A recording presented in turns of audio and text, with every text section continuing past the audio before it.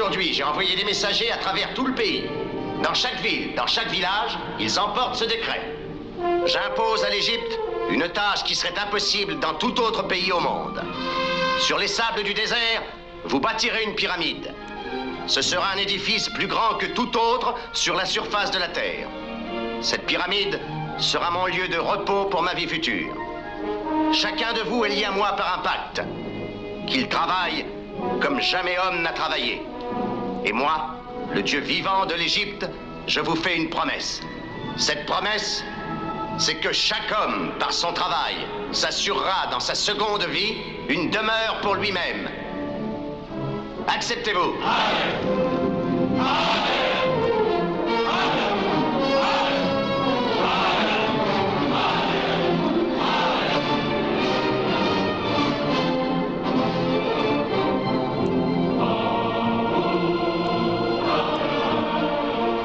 D'un seul cœur, le peuple répondait à l'appel de Pharaon. Il arrivait des fermes et des oasis, des vallées et des montagnes. Il abandonnait son existence habituelle et se mettait en route vers la tâche sacrée. Et il chantait des chants de foi et d'allégresse. La véritable remise en question à venir ne consistera pas à démontrer l'existence des civilisations anciennes, autrefois appelées civilisations antédiluviennes. D'abord, il faut comprendre que cette vision alternative de l'histoire n'a rien de nouveau. Portée par Blavatsky et sa société théosophique, puis par Edgar Cayce, et puis plus près de nous par Charroux, Daniken et tant d'autres, l'idée des civilisations disparues est née au cours du XIXe siècle, dans le giron de la seconde Renaissance, et en même temps que la fantastique évolution de Darwin, avec son cortège de découvertes annexes qui sont la préhistoire, les dinosaures et tant d'autres disciplines de la nouvelle science officielle qui allait être imposée à l'humanité. Tout comme la préhistoire a été inscrite dans les textes de Lucrèce, l'idée alternative des civilisations disparues était déjà présente en germination dès le début de ce cycle de 1000 ans, notamment dans le Chrysias et le Timée de Platon. Donc il faut comprendre que cette thèse de l'Atlantide, ou encore la thèse de Mu, ont toujours été favorisées et contrôlées en sous-main par les mêmes sociétés secrètes qui défendaient parallèlement les nouveaux paradigmes officiels.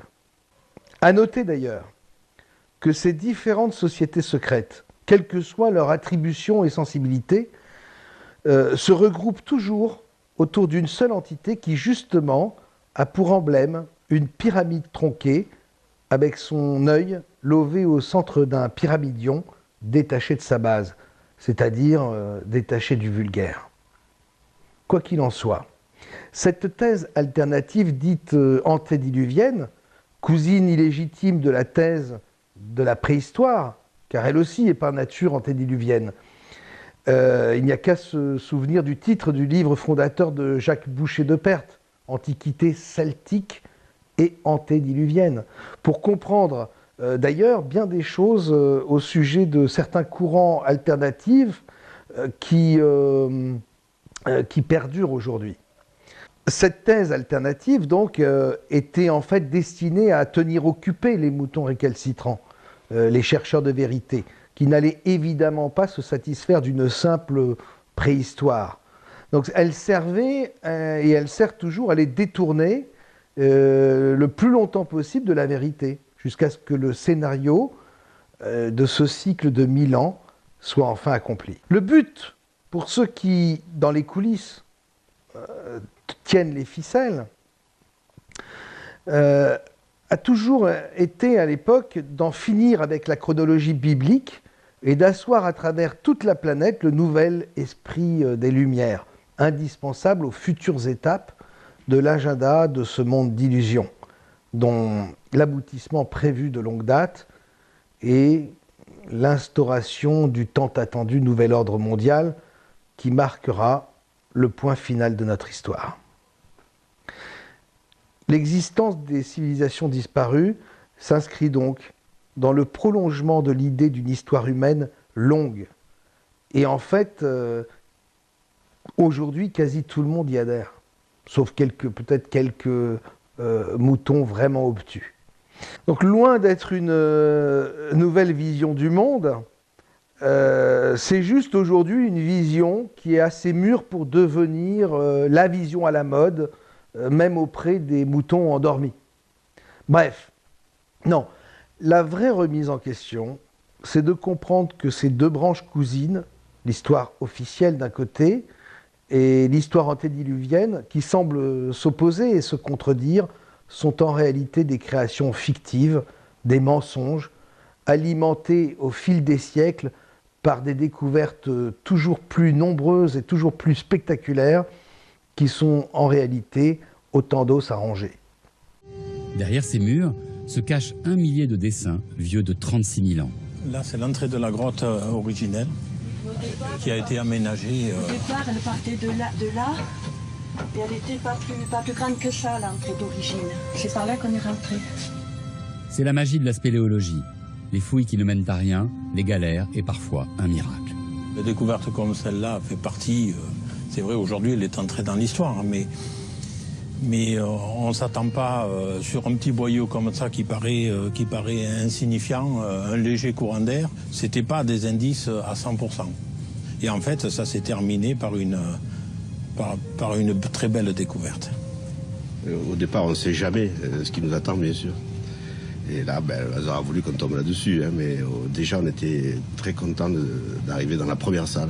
On n'avait pas encore vu les peintures. On était tout neuf, ça brillait partout, c'était grand. Déjà, c'était déjà top, comme on dit.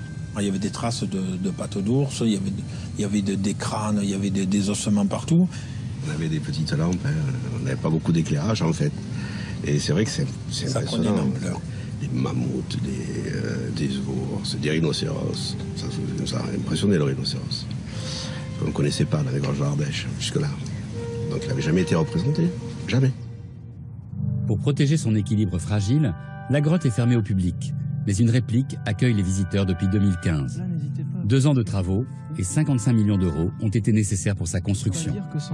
Les décors ont été reproduits avec rigueur et souci du détail. Les artistes actuels ayant même utilisé des matériaux et techniques préhistoriques. On a affaire à des gens qui ne sont pas, entre guillemets, des amateurs. Il y a des reliefs qui sont utilisés de façon très intelligente. Il y a un effort réel de composition, donc un effort réel de mise en espace qui est la caractéristique donc, de l'art, vraiment.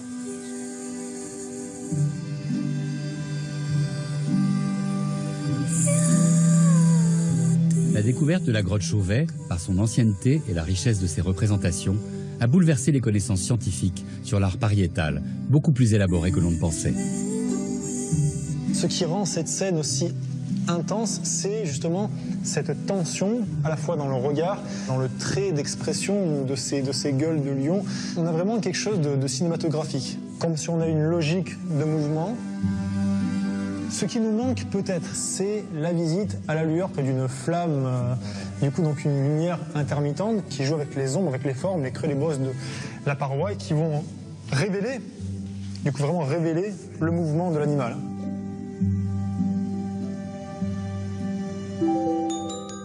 De nombreux visiteurs sont venus en Ardèche spécialement pour découvrir la caverne. La culture est devenue aussi un élément d'attractivité du territoire, mais surtout un élément de développement économique. L'espace de restitution a accueilli 600 000 visiteurs pour sa première année d'ouverture. Une fréquentation bien au-delà des prévisions. C'est un succès absolument considérable. C'est un chiffre d'affaires à peu près 10 millions d'euros qui a lui aussi un effet démultiplicateur sur le territoire. C'est-à-dire que la caverne du Pont d'Arc sur le territoire, c'est 60 millions d'euros en plus. Milan Hubl, l'historien tchèque, disait ceci: pour liquider les peuples, on commence par leur enlever la mémoire. On détruit leurs livres, leur culture, leur histoire, puis quelqu'un d'autre leur écrit d'autres livres, leur donne une autre culture et leur invente une autre histoire. Ensuite, le peuple commence lentement à oublier ce qu'il est et ce qu'il était, et le monde autour de lui l'oublie encore plus vite. Je pense qu'il nous est arrivé exactement la même chose. Les gardiens de la simulation nous ont inventé une histoire et l'ont écrite et modelée à mesure que le besoin s'en faisait sentir. La seule différence réside dans le fait qu'ils n'ont même pas eu besoin d'effacer notre histoire, puisque d'histoire réelle, avant ce cycle de 1000 ans, nous n'en avons peut-être jamais eu. Mes amis chercheurs de vérité veulent encore croire absolument à ces civilisations antédiluviennes. Et ils contribuent, sans le savoir, par aveuglement ou par besoin de rêver, simplement, parfois aussi par intérêt, à induire des centaines de milliers de moutons récalcitrants dans l'erreur, ou l'impasse et le piège où veulent justement les conduire les sociétés secrètes. Des géologues ont découvert que le sphinx a été lavé par des pluies incessantes pendant des siècles. Or, ces averses n'ont pu survenir que des milliers d'années avant le règne des pharaons. Est-ce à dire que le sphinx a été bâti bien avant l'aube de la civilisation? L'enjeu ici, c'est toute l'histoire de la civilisation. Il n'y a peut-être pas eu un déroulement linéaire de l'homme des cavernes débile à nous autres très intelligents avec nos bombes atomiques et notre dentifrice au fluor. Parfois, des faits nouveaux viennent bouleverser les théories dominantes. C'est sur ces faits que nous allons nous pencher aujourd'hui en compagnie de spécialistes qui élaborent de nouvelles théories susceptibles de changer notre regard sur l'histoire de la civilisation tout entière. Ce visage monumental a été sculpté par les Olmecs du Mexique. On pense qu'il y a 2000 ans au bas mot. Les traits sont nettement africains. Pourtant, les Noirs ne sont censés être arrivés en Amérique qu'après Christophe Colomb. Dans un ouvrage intitulé « L'archéologie interdite de l'Atlantide au Sphinx », Colin Wilson rassemble divers éléments indiquant l'existence d'une grande civilisation disparue à une époque antérieure à l'histoire. Ces sociétés secrètes, nous en parlerons le moment venu. Mais j'imagine que vous ne croyez peut-être toujours pas que ce mensonge intégral soit possible. Alors, eh bien, revenons un peu à ce principe du mensonge. Un premier mensonge, le mensonge originel si vous voulez, a orienté le reste des mensonges, et ainsi de suite. Les mensonges, en fait, vont s'accumuler les uns derrière les autres, couche par couche. Et à chaque fois, le menteur, celui qui imagine ces mensonges et qui les présente aux autres, à chaque fois, le menteur doit tenir compte du mensonge précédent, car évidemment, il faut sauver les apparences d'une cohérence. Mais il n'empêche qu'à force de mensonges, il s'éloigne tellement de toute vérité et de toute réalité qu'il lui est impossible de revenir en arrière. Même chose d'ailleurs pour sa victime. Le mensonge qui a été proféré ou qui a été accepté finit par devenir réalité. Il devient la vérité. Eh bien, on peut dire que le mensonge, de ce fait, est devenu le premier pilier de la matrice, car il tient tout le système en place. Le mensonge est imbriqué à l'intérieur de nos sociétés. En fait, il s'est infiltré dans nos vies. Il est en nous. Il est dans chacune de nos fibres. Il est même probablement à l'origine de notre existence. Alors, comment voudriez-vous sérieusement que la science que nous avons échafaudée nous-mêmes puisse échapper au mensonge? C'est strictement pas possible, et puis ce serait même totalement illogique. Poursuivons dans notre démonstration avec le domaine archéologique. Il est amusant de voir par exemple que tous les sites archéologiques connaissent plusieurs périodes. Notamment, il y a la saison des fouilles, qui est très intense, et puis les archéologues se retirent, ils referment tout ce qui a été ouvert, et ils disparaissent du site et reviennent l'année suivante. Que se passe-t-il pendant la saison morte? Et ça explique bien aussi ce qui se passe sous l'eau, qu'en quelques mois, on peut poser un bloc sous l'eau à cet endroit-là, on revient 2 mois après, il s'est déplacé de 2-3 mètres. Hein.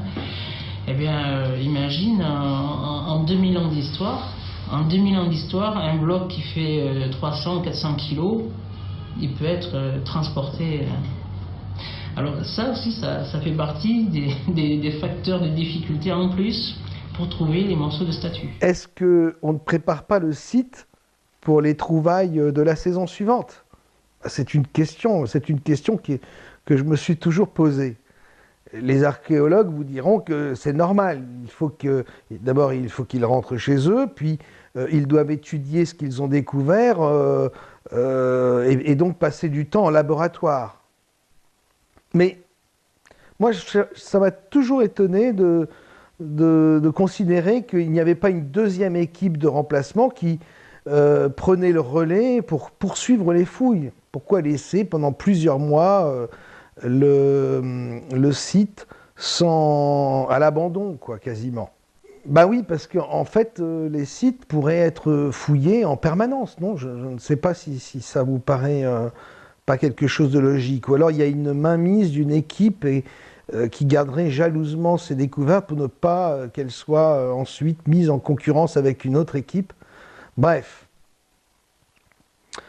En fait, dans cette grande entreprise du faux, qui est devenue une entreprise à l'échelle industrielle, j'imagine que pour chaque découverte, 2 équipes, voire même 3 équipes, se succèdent. Il y a une première équipe qui est composée d'artistes qui vont concevoir les objets et les présenter dans leur jus. Ce sont, comme je l'ai dit, des artistes pour la plupart. Et puis il y a une seconde équipe qui va positionner les objets sur le site de façon à rendre leur découverte crédible. Et ensuite arrive sur le terrain la 3e équipe, celle des découvreurs. Donc forcément, le scénario archéologique, lui, il va s'enrichir de ces 3 versions, des 3 équipes qui sont totalement indépendantes les unes des autres et qui sont simplement chapeautées et supervisées par une toute petite poignée de savants initiés. C'est comme au cinéma, il y a l'équipe de réalisation et puis il y a l'équipe du montage. Au-dessus de ces 2 équipes, vous avez le réalisateur qui chapeaute et supervise l'ensemble de la création. Prenons l'exemple de la découverte archéologique de sépultures.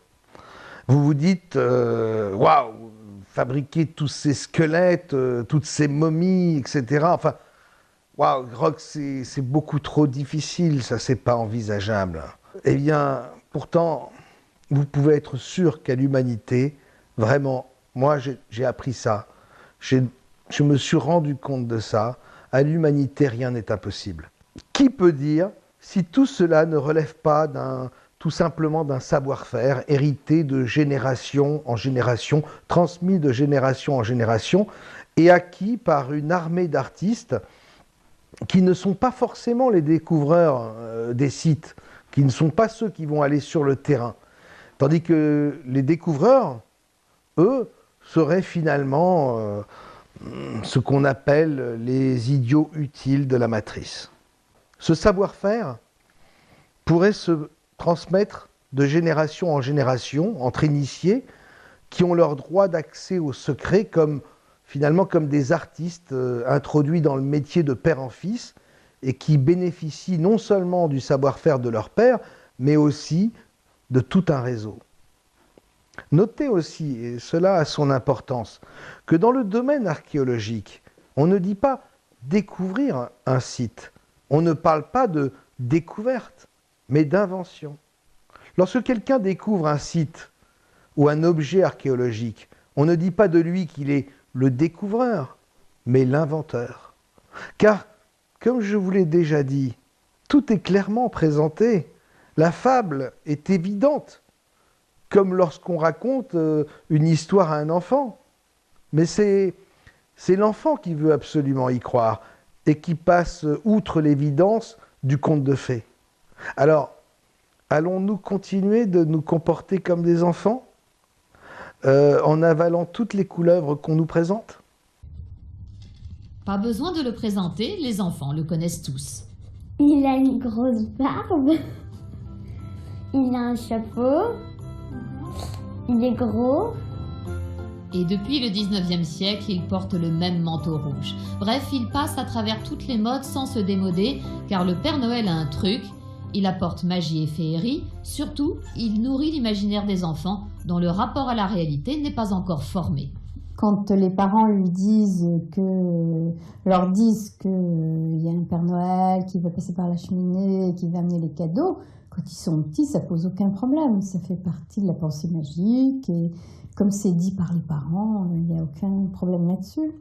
Car c'est bien connu, les parents détiennent la vérité universelle, en tout cas jusqu'à un certain âge.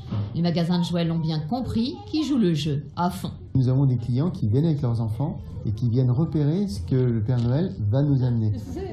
Donc il y a une complicité avec les parents qui se fait autour du Père Noël.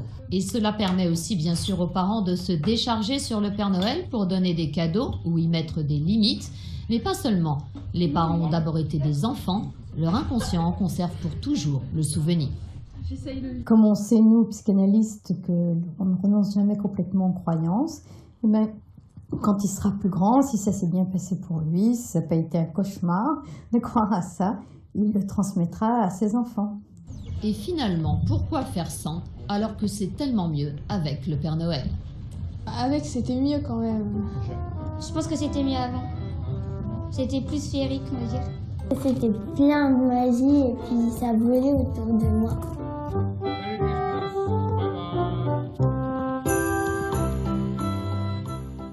Et vous avez remarqué, pour découvrir des sites archéologiques majeurs, soit ils prennent un enfant, comme par exemple à Altamira, ou alors 4 enfants, comme à Lascaux, soit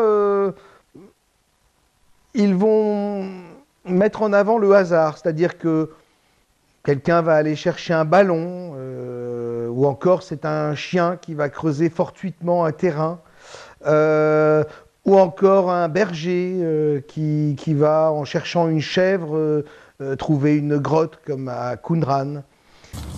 Ces gens ont commencé ce travail en moins 60. Ils se sont installés vers moins 200. Il y a certains rouleaux, dont le plus beau, qui a presque en moins 200, c'est le rouleau d'Ésaïe qui est complet, qui est exposé au musée d'Israël. C'est le plus beau, il est incroyable.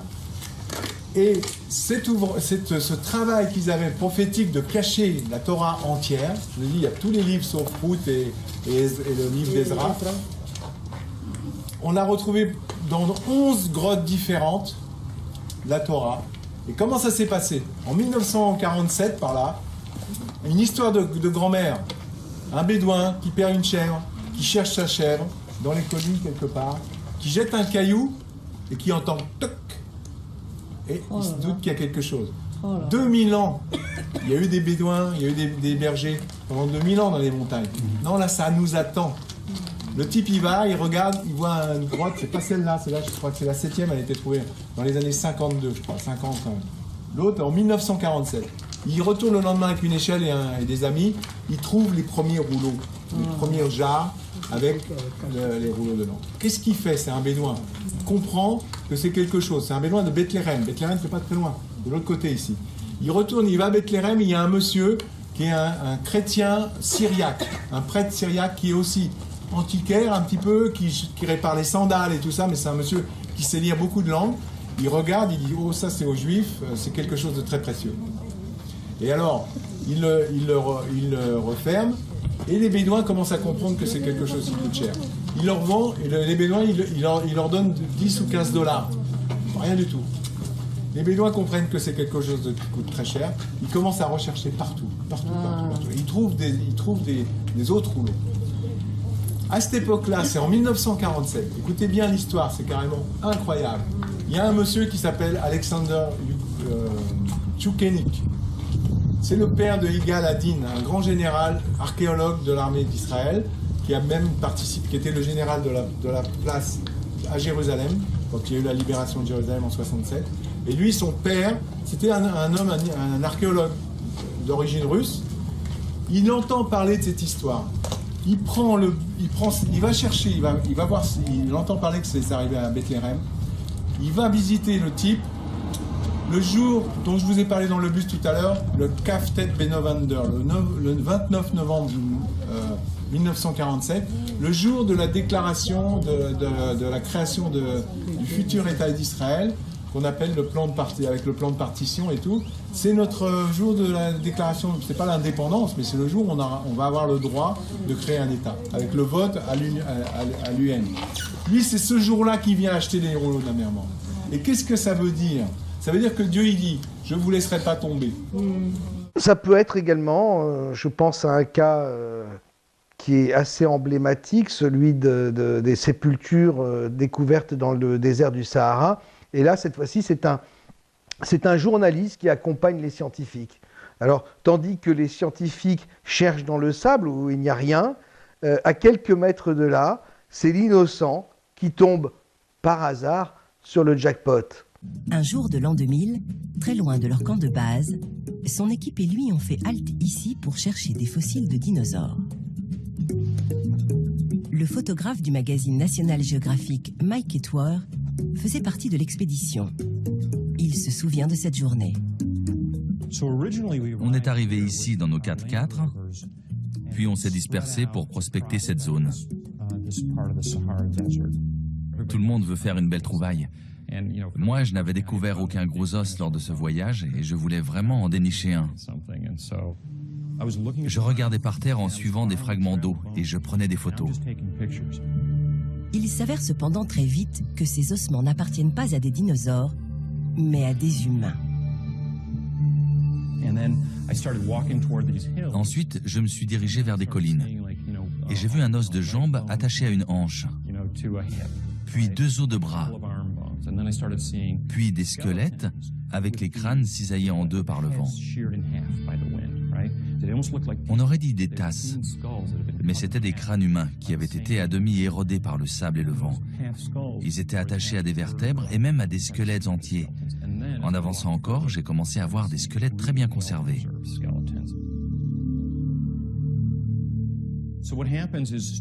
Ensuite, on a rapporté des os et on les a posés sur l'un des 4x4. Et j'ai parlé des squelettes à l'équipe. Paul a compris que c'était important. Toute personne un petit peu critique et objective se dirait que ça paraît tout de même un peu gros, tout ça. Hein, finalement, ça ressemble beaucoup à ce que vous faites, vous, pendant la période de Pâques, pour trouver les œufs au chocolat avec vos enfants. Eh bien, quand il s'agit de nous inventer notre histoire, c'est un peu la même chose. On nous traite comme des enfants. Alors, dans le domaine alternatif, c'est pareil. Ou alors, on va tomber sur un grand secret obtenu par la confidence et la bouche d'un grand sorcier zoulou. On va mettre ces choses-là toujours sur un côté exotique et lointain, parce que finalement, ces choses qui sont un peu ésotériques, un peu mystérieuses, lorsqu'elles sont secondées par de l'exotisme, passent toujours mieux. En réalité, tout ça est toujours qu'une méthode de mensonge qui existe de tout temps et qui a été vraiment mis en place dès la période de la Seconde Renaissance.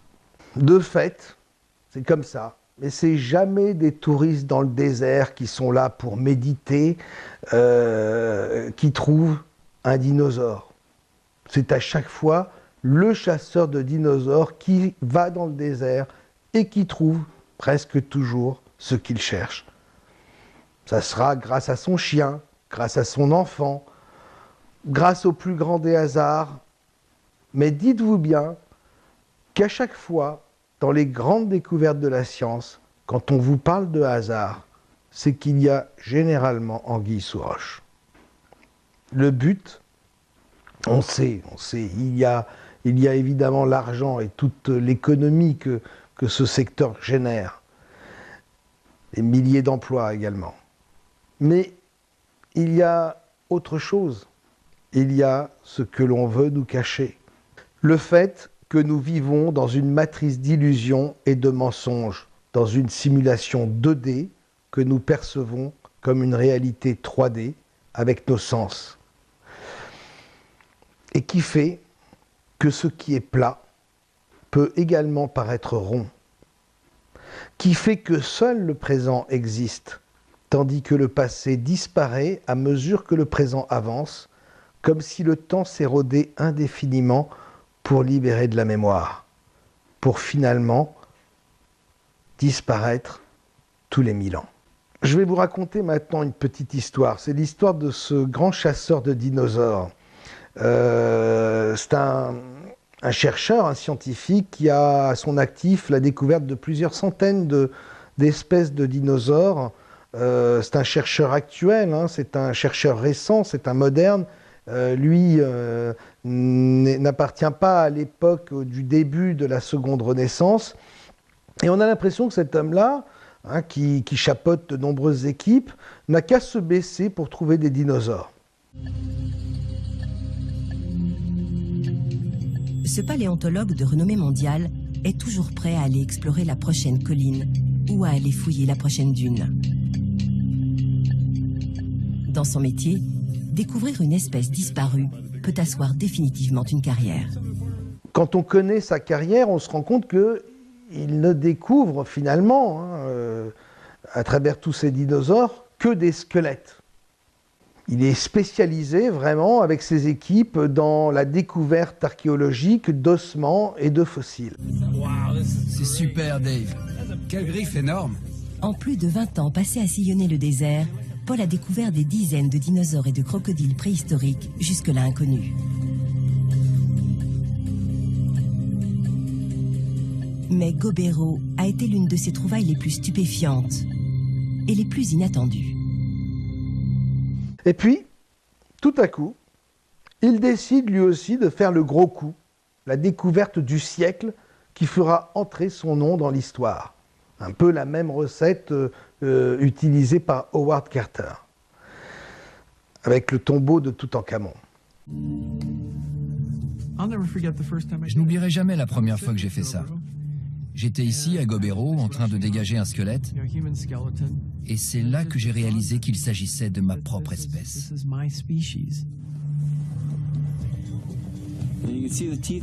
Les dents sont assez usées, mais pas tant que ça. C'est sans doute un jeune adulte. L'univers des dinosaures, c'est tout à fait autre chose. Les ossements que je mets d'habitude au jour sont gros et bizarres. Et plus ils sont bizarres, mieux c'est. Mais là, il s'agissait de mes congénères. Je plongeais mon regard dans celui de mes semblables. Ça m'a fait des frissons dans le dos. Et alors, ce chercheur invente dans le désert du Sahara 2 peuples inconnus, un site occupé, puis abandonné et occupé de nouveau, tout cela sur une période de plus de 10 000 ans, à une époque où le Sahara était prétendument un vaste domaine de savane et de forêt. À mesure qu'elle exhume des squelettes, l'équipe fait une constatation surprenante. Ces collines ne servaient pas de lieu de sépulture à une seule population. Elles abritent les ossements d'au moins 2 groupes humains différents. La datation au carbone 14 de plus de 70 squelettes indique qu'une première communauté s'est installée à Gobero il y a environ 10 000 ans, bien avant la construction des pyramides. Après avoir enseveli ses morts ici durant 1500 ans, cette population a disparu. 1000 ans plus tard, un second groupe est arrivé, lui aussi pré-égyptien. Il a vécu ici pendant 2500 ans. En se fossilisant, Les squelettes les plus anciens ont pris une teinte sombre. D'après leurs ossements, il s'agissait d'individus grands et forts. Leurs crânes sont longs et de forme ovale, avec d'énormes orbites. Les squelettes plus récents sont de couleur blanche. Les crânes sont plus hauts et plus étroits, avec des orbites plus petites, et les os sont plus délicats. Deux groupes humains différents ayant vécu à des milliers d'années d'écart, mais ensevelis au même endroit.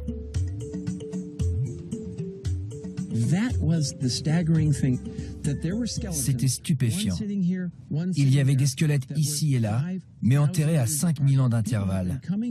Des hommes avaient occupé cet endroit pendant 5000 ans, et tous étaient plus anciens que les momies égyptiennes. Ce site était spécial. Alors sur le site, à fleur de sable, des dizaines de squelettes dans des positions et dans un état de conservation incroyable. Une fois complètement exhumés, les squelettes soulèvent encore plus de questions. C'étaient des gens robustes, mais ils étaient complètement repliés dans leur sépulture. Les genoux presque à la hauteur des mâchoires et les pieds croisés. Le squelette de cet homme tient dans un tube de 25 cm de diamètre. Ce type d'inhumation était courant à Gobero, il y a 10 000 ans. Pourquoi était-il enterré de cette manière? Et le tout aurait pu disparaître au vent sous l'effet de l'érosion s'il avait été découvert seulement 2 ans plus tard. Hein, là, vous voyez bien, vous imaginez bien le suspense, le hasard, la chance qui est toujours à l'origine de ces grandes découvertes. Toute trace de cet univers aurait disparu à jamais, sans une découverte accidentelle faite par un chasseur de dinosaures. On a commencé ici et on a continué par là. Faire une découverte, ce n'est pas trouver une chose qu'on attendait. C'est superbement conservé, c'est évident. C'est trouver une chose qu'on n'aurait jamais imaginée. C'était moins 2 ou 3 ans de plus et tout ça aurait disparu. Et comprendre que c'est important. C'est ça l'essence de la découverte. Et en plus de ça, cerise sur le gâteau, c'est un journaliste présent, un photographe du National Geographic, qui tombe le premier sur un crâne. Je vous recommande de regarder ce documentaire que nous vous indiquerons dans le générique. Et vous verrez, là vous verrez vraiment, avec des yeux très clairs, toute la mystification qui se cache derrière cette étonnante découverte qui est considérée comme une des plus importantes découvertes de ces 20 dernières années. Vous remarquerez également qu'il n'y a pas d'habitation, pas de pierre, pas de muret, pas de fondation d'habitation, rien que des squelettes, forcément. Là, on a affaire à un spécialiste du fossile et de l'ossement. Lorsque l'archéologue a une formation d'architecte, vous verrez, étonnamment, il découvrira, lui, des habitations et on trouvera très peu de vestiges humains. Alors, puisqu'on est à parler de dinosaures, là, au mois de décembre 2016, il y a eu énormément d'informations à ce sujet. Par exemple, on a appris que Brad Pitt avait été obligé de rendre un squelette, un fossile de dinosaure. Vraiment, je crois que c'était une tête de tyrannosaure qu'il avait acheté en parfait état de conservation, qu'il avait acheté aux enchères. On a appris également, dans le même temps, qu'un squelette de dinosaure avait été adjugé à plus d'1 million d'euros. Vous avez toujours désiré agrémenter votre salon d'un squelette de dinosaure grandeur nature? C'est désormais possible. En effet, le spécimen d'allosaure que vous voyez ici, exposé à la gare des Brotteaux de Lyon, fera l'objet d'une vente aux enchères.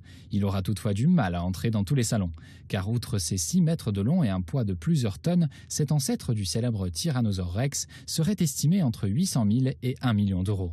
Pour Eric Micheler, expert en histoire naturelle, cet allosaure est unique en son genre. Ce spécimen est particulièrement intéressant parce que vous avez un spécimen qui est complet. Plus l'animal est grand, c'est pas toujours évident, bien sûr, de retrouver la totalité de ses os. Et dans le cas présent, vous avez un crâne qui est complet de mémoire à 90% et le squelette aux alentours des 70%. Donc tous les os sont quasiment d'origine. Des spécimens complets, en plus de cette taille, c'est excessivement difficile. Il y en a très peu à travers le monde. Par exemple, il n'y en a pas en Europe. Ce grand prédateur carnivore, vieux de plus de 135 millions d'années et qui a peuplé essentiellement l'Amérique du Nord, a été découvert sur un ranch de l'État du Wyoming aux États-Unis. Claude Agut, qui sera chargé de la mise en vente de l'allosaure, ne cache pas son émotion à l'idée de s'être vu confier, pour la première fois de sa carrière, un objet aussi rare et hors du commun. Je fais ce métier depuis pas mal de temps, 40 années. Et un commissaire-priseur vend de tout, je crois avoir vendu tout ce qui peut exister en biens mobiliers au monde, des tableaux, des meubles, des voitures, des bijoux, c'est sans fin, sans fin. Par contre, imaginez ma satisfaction que je peux avoir avant un objet qui a 100 millions d'années. C'est quelque chose de rarissime, un squelette complet d'un allosaure de 100 millions d'années. Je ne dis pas que je ne pouvais même pas imaginer que ça existait, mais pour moi, le jour où j'ai eu ça, j'ai dit je le vends et je m'arrête de travailler après. Bon, après j'essaierai de trouver mieux, parce que dans ce métier on a toujours envie de trouver des choses intéressantes, mais moi qui suis vraiment un ancien dans la profession, il n'y a que des choses comme ça maintenant qui m'intéressent. Et le plus rare des tableaux est encore moins rare qu'un objet, qu'un squelette comme ça. Alors que le profil du futur acheteur reste difficile à déterminer, le commissaire-priseur n'a aucun doute sur le fait que l'intérêt pour ce spécimen attirera bon nombre d'intéressés. C'est tellement étonnant que je pense que des tas d'entreprises, évidemment énormément de musées, des particuliers peuvent avoir envie d'avoir une chose qui est vraiment totalement unique. Un squelette comme ça de 100 millions, il n'y en a pas d'autres. On en connaît en France, il n'y en a pas. Donc je crois qu'on aura beaucoup plus de clients qu'on peut l'imaginer. La vente aux enchères de l'allosaure se tiendra en fin d'année. Son lieu n'a pas encore été défini. En attendant, vous pourrez admirer le squelette de l'allosaure à la gare de Lyon-Brotteaux lors des Journées du patrimoine le week-end des 17 et 18 septembre prochains, ainsi que le lundi 19. Il y a eu la découverte d'une queue d'un dinosaure à plumes prise dans de l'ambre. Alors ça, c'est une découverte assez extraordinaire. Là, on assiste encore à une surenchère, toujours quelque chose de plus précis, quelque chose d'inédit et qui va dans le sens de la réalité des dinosaures. On a toujours dans ce mois de décembre découvert une piste de dinosaures sur une falaise haute de 300 mètres où on trouve, c'en est même amusant, on va vous montrer cette photo, on trouve les traces de pas d'un dinosaure qui marchait sur le sol à l'époque, qui est devenu par l'effet, le phénomène de la tectonique des plaques, une falaise. Et alors vous avez donc encore une fois une découverte scientifique qui confirme l'existence des dinosaures, qui sont justement en ce moment extrêmement remis en question par les chercheurs de vérité. Top Secret, notamment, a diffusé un dossier complet qui remet vraiment en doute l'existence des dinosaures. Il faut savoir que les dinosaures sont apparus au XIXe siècle, après que leur existence ait été envisagée par les scientifiques défenseurs, évidemment, de la théorie d'évolution. Comment se fait-il qu'on n'ait jamais trouvé d'ossements de dinosaures avant le XIXe siècle, avant que cette théorie de Darwin ne voit le jour? En réalité, les fossiles de dinosaures exposés, ça il faut le savoir, sont tous des faux. On dit que les véritables ossements sont gardés dans des salles, fermées et sécurisées, parce que ce sont des fossiles trop précieux et puis trop fragiles et qu'on ne peut pas les laisser comme ça à la vue du public. Mais en réalité, comme personne n'a accès à ces chambres fortes, il est vraiment difficile, là encore, de confirmer l'authenticité de ces ossements. Et puis, il faut savoir que la découverte des espèces de dinosaures a été vraiment émaillée de très nombreux scandales. Exemple emblématique, le brontosaure, qui est l'un des dinosaures le plus connu des gens de ma génération, l'un des plus grands dinosaures ayant existé. Ce mythe du brontosaure est un grand classique. Hein. C'est le dinosaure qu'on apprenait à l'école, dont on voyait les dessins sur les pages des livres scolaires. C'est le dinosaure emblématique également, le gentil dinosaure que l'on voit dans Jurassic Park.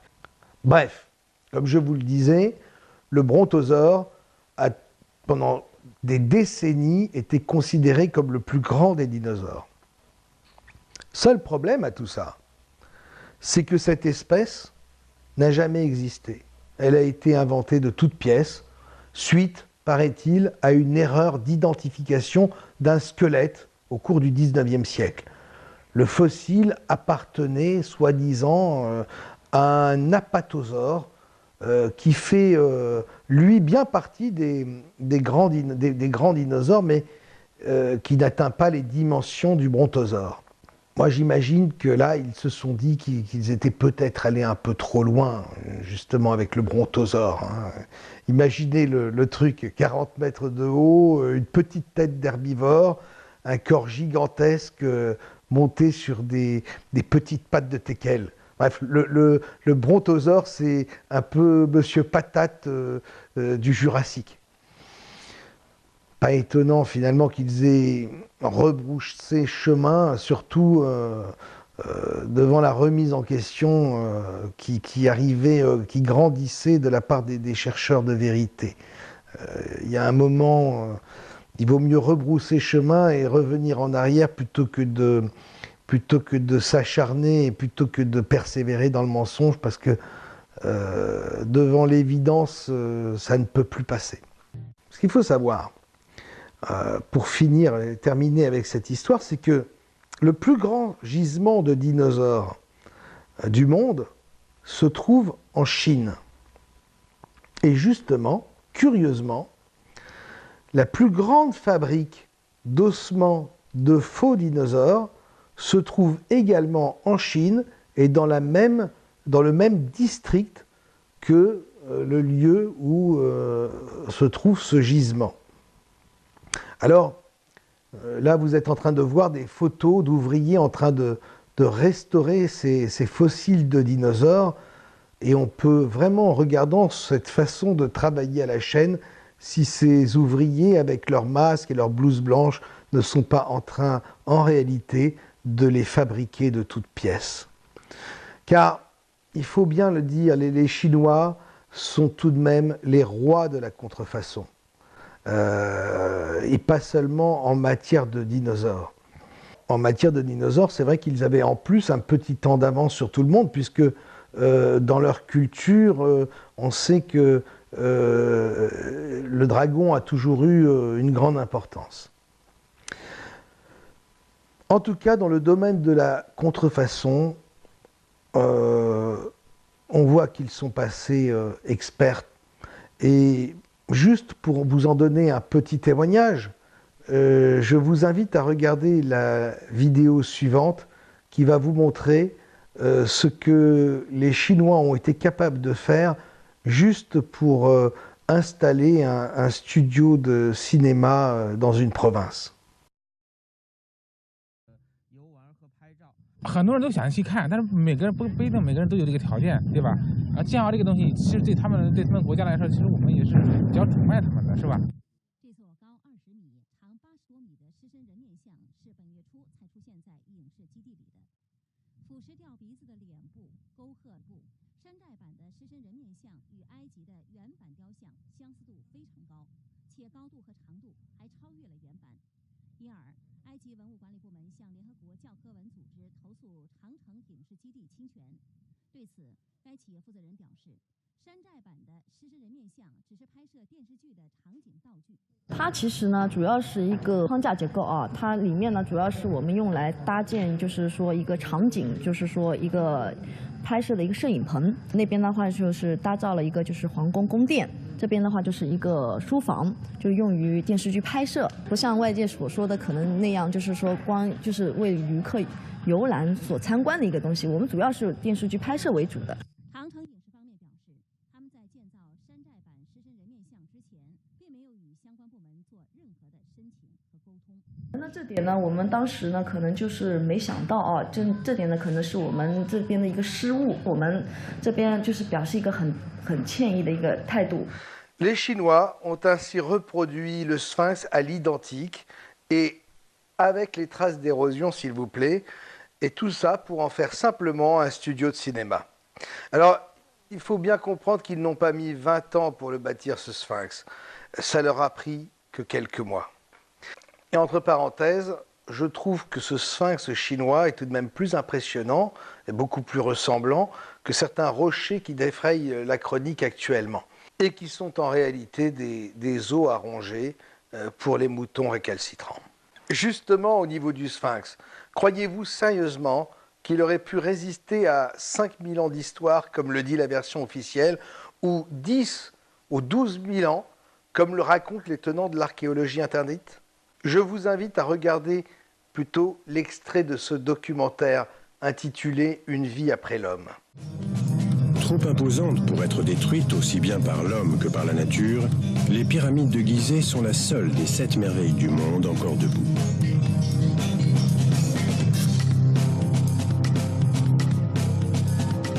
De nombreux monuments anciens ont traversé les siècles uniquement grâce aux efforts déployés par les humains.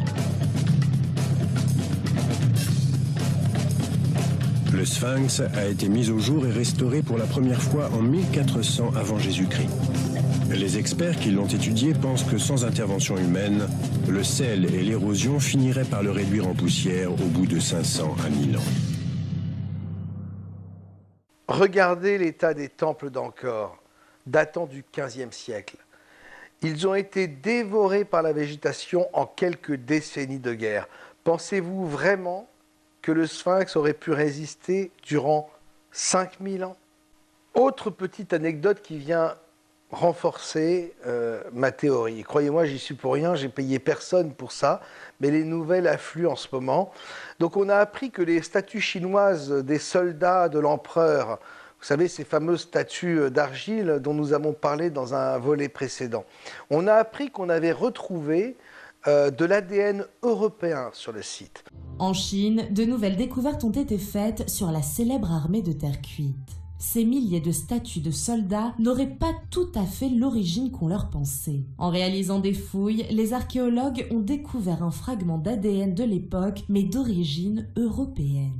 Cette trouvaille suggère que les guerriers trouvés dans la tombe du premier empereur chinois Qin Shi Huang pourraient bien être liés à la Grèce antique. Les archéologues pensent en effet que les Chinois se seraient inspirés de la culture et de l'art grec, voire même qu'un sculpteur aurait formé sur place des artistes locaux. Les voyages entre l'Europe et la Chine pourraient donc remonter à bien plus tôt qu'on ne le pensait. Évidemment, on nous a dit que cet ADN était d'époque, évidemment, puisque les statues étaient enterrées. On les déterre, elles ont de l'ADN européen sur elles. Alors, si on trouve de l'ADN au niveau des statues, de l'ADN européen, il est forcément d'époque, de l'époque prétendue de ces statues dont nous avons déjà parlé. Pour justifier cette présence, on a commencé à dire que c'était un sculpteur grec qui avait formé les artistes chinois à l'époque, de façon à ce que ceux-ci puissent faire ces fameuses statues. Bon, enfin bref, on trouve toujours une explication. D'ailleurs, certains spécialistes ont repéré que les statues chinoises avaient utilisé une technique identique à celle des statues grecques. Bref, encore un détail, une anecdote qui va dans le sens de tout ce que je vous dis depuis quelque temps. Ces statues chinoises de l'armée de l'empereur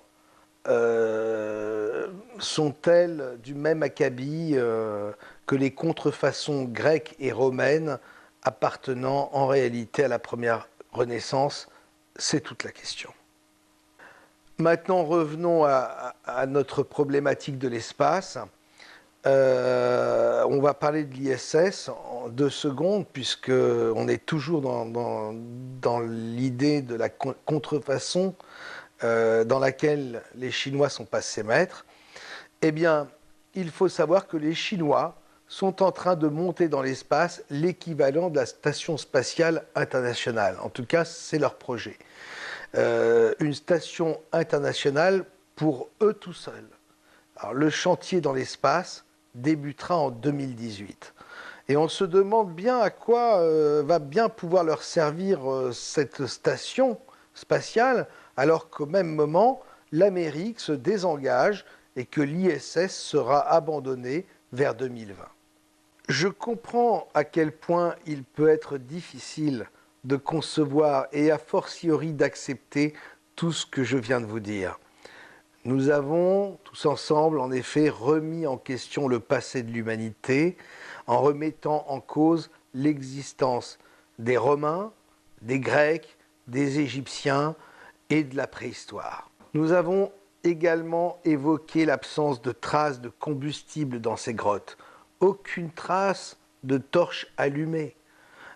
Comment ces hommes préhistoriques ont-ils pu dessiner de tels chefs-d'œuvre, notamment la grotte de Lascaux, dans l'obscurité la plus totale, puisque on ne retrouve aucune trace de suie au plafond de ces grottes. On a parlé de la grotte d'Altamira, considérée comme fausse lors de sa découverte et pendant plusieurs années. L'homme préhistorique connaissait-il l'électricité? Idem pour les peintures au fond des tombeaux égyptiens ou encore au fond des temples. Alors, justement, on a dit que les Égyptiens connaissaient peut-être l'électricité. Moi, je veux bien, mais ne serait-il pas plus simple d'imaginer que toutes ces œuvres, ces peintures ont été réalisées à une époque beaucoup plus proche de nous, avec un éclairage au gaz, par exemple, au tout début du 19e siècle. C'est vrai que c'est difficile, ça va être très difficile de vous faire renoncer à l'Égypte. Je sais que beaucoup s'accrochent aux pyramides. Une grande partie de l'égyptologie au niveau artefact semble en réalité se résumer à la 18e dynastie. Ça ne vous rappelle pas quelque chose? 18e dynastie, pour ne pas dire 18e siècle? Regardez l'obélisque de la Concorde. Apparemment, de toute évidence, c'est du béton du XVIIIe siècle. Vous ne trouvez pas contradictoire qu'une civilisation aussi avancée ne soit pas capable de dessiner autre chose que des profils? Pendant des milliers d'années, tout ça, sans rien changer, jamais? Est-ce pas plutôt un style que se sont imposés les faussaires du XVIIIe siècle pour créer un côté franchement exotique et différent de tout ce que les contemporains connaissaient avant? On s'est étonné aussi de découvrir que les Égyptiens anciens connaissaient le maître. Alors c'est un des éléments les plus marquants du documentaire La révélation des pyramides.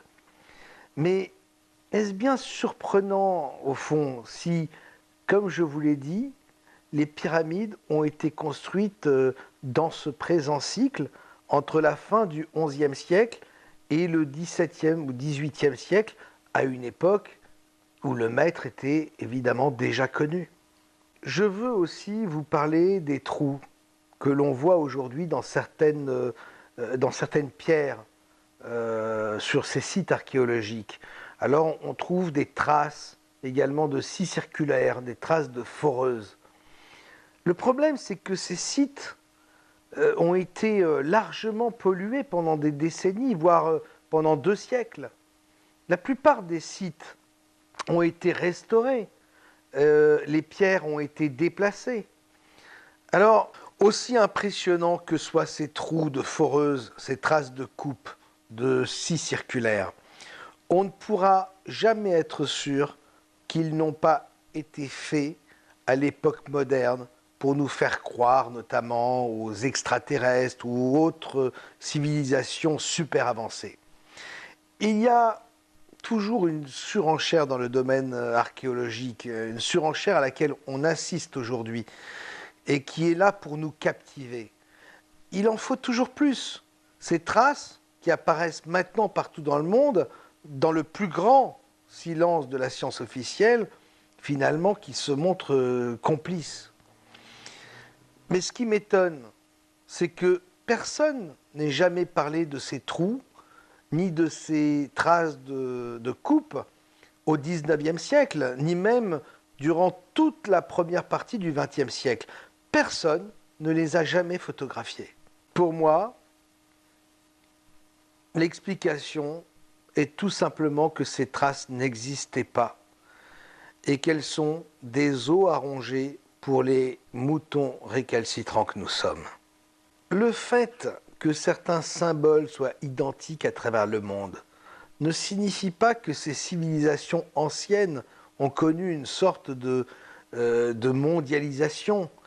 Cela vient tout simplement du fait que ce sont les mêmes hommes appartenant aux mêmes sociétés secrètes, partageant la même culture, le même secret, qui ont fabriqué ces vestiges ou maquillé ces vestiges pour nous donner des fausses pistes et nous conduire vers la même erreur, l'idée d'un ordre mondial qui aurait déjà existé par le passé.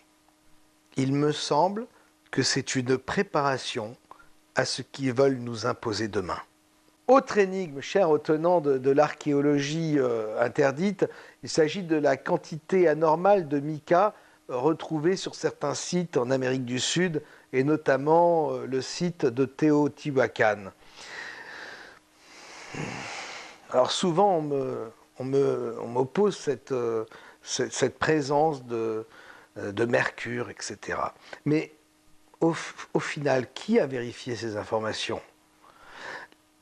Les gens veulent tellement croire, mais où sont les sources qui démontrent la réalité de cette quantité qui serait suffisante pour faire de ces sites et pour faire des sols qui entourent ces sites des isolants? Idem pour le mercure, découvert par l'archéologue responsable du site depuis 2009. Devons-nous croire sur parole un archéologue qui a découvert en quelques années des milliers d'objets sur un site qui avait été fouillé pendant des décennies? Et où sont les images de ce mercure? N'est-ce pas, là encore, un os à ronger pour les chercheurs de vérité que nous sommes, dans le cadre d'une industrie touristique qui repose justement sur la surenchère de mystères qui se superposent de façon toujours plus sensationnelle? Pour les vestiges gigantesques qu'on appelle cyclopéens, et dont les pierres s'emboîtent un peu à la façon de Tetris ou de Lego. Pour ma part, je pense qu'il s'agit tout simplement de pierres moulées. Cela explique les emboîtements parfaits et les bords de ces pierres qui sont souvent bombés. On me dit que ce n'est pas possible pour le granit à l'intérieur de la pyramide, le granit rose ou le granit noir à l'intérieur de la pyramide, et notamment la chambre du roi. Vous savez, le secret de la chambre du roi est essentiellement un secret de fabrication. C'est d'ailleurs le cas pour beaucoup de pierres qui pèsent des centaines de tonnes et que l'on retrouve à travers tous ces vestiges. En réalité, la question est de savoir, c'est toujours la même question, si ces pierres proviennent de carrières situées à des centaines de kilomètres de là, ce qui me paraît incroyable, ou si elles ont été directement fabriquées sur place, ce qui paraît d'ailleurs tout aussi incroyable. Maintenant, posez-vous la question. Quel choix ferait une civilisation très en avance, disposant d'une technologie même tellement en avance que nous ne sommes même pas capables de reproduire ce qu'ils ont pu créer? Il me semble que la taille et le transport des pierres relèvent d'une vision archaïque à la mesure de notre propre connaissance. C'est pourquoi j'opte pour l'autre méthode, celle de la fabrication, celle de la pierre moulée. C'est une méthode que nous ne sommes même pas encore capables d'imaginer, à la différence de l'autre. Ce secret, c'est, je pense, le secret ultime des gardiens du troupeau humain. On peut imaginer que le secret de ces pierres, c'est ce que les alchimistes finalement appelle la pierre philosophale. Vous savez, la civilisation commence lorsque l'on coule une chape. C'est sur ce socle, cette base, que l'on sent tout à coup la différence et la prise de pouvoir de l'homme sur la nature. C'est à partir de cette chape. C'est en raison de ce secret, de cette pierre philosophale, cette pierre moulée, qui leur confère la supériorité sur les autres hommes, qu'ils se sont notamment appelés les francs-maçons. Pour les maçons, les pyramides sont le chef-d'œuvre ultime de leur travail. C'est le témoignage de leur pouvoir sur toute l'humanité, de leur pouvoir sur tous les autres peuples de ce monde. On dit que l'alchimie est une science millénaire qui remonte au moins aux Égyptiens. En réalité, cette science n'est pas plus vieille que 900 ans. Elle aussi est directement liée aux gardiens du troupeau humain, responsables de ce cycle de 1000 ans. Cela explique d'ailleurs pourquoi le langage des oiseaux nous révèle la chose suivante. L'alchimie, ou alchimie, est l'anagramme de Michael, l'archange gardien des secrets. Nous ne pouvons pas passer à côté d'une chose aussi simple que la campagne napoléonienne en Égypte. N'oublions pas que nous sommes là au moment de l'apogée de cette seconde Renaissance. C'est son triomphe. C'est tout l'esprit des Lumières qui a amené la France à cette révolution qui va changer tous les paradigmes du monde.